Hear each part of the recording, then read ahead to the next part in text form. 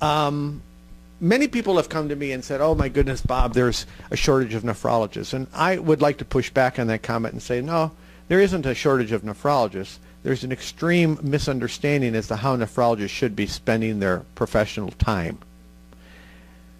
Look, 80% of what we do can be done by someone who isn't a nephrologist.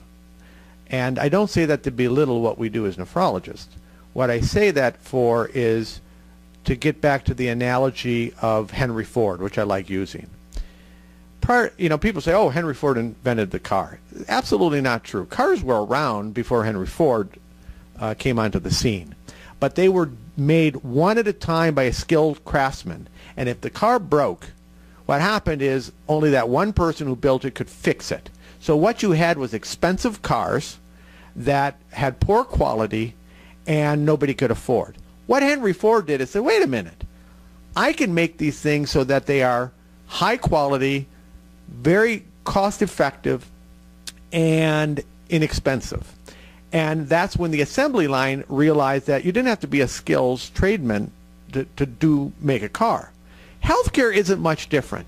Much of what we do can be easily provided by a skilled nurse practitioner or a physician assistant who can see the stuff that reoccurs all the time. Managing anemia, managing hypertension, managing metabolic bone disease, and on and on and on. That accounts for 80 to 90% of what we do. You, as a nephrologist, then can be freed up to care for the complicated, unusual, intricate cases, mostly in the hospital, the 10% where you actually make a difference. That's how our time should be spent. The problem is developing systems of care focused like this have not yet been well worked out. We're trying to do it in my own practice, and my doctors are angry. Why? Because it opens up so much time they don't know what to do. And this is something we must get comfortable with.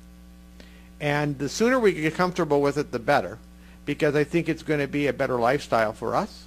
It'll have us spend our time in a more meaningful way. It is not going to be a bottom line risk.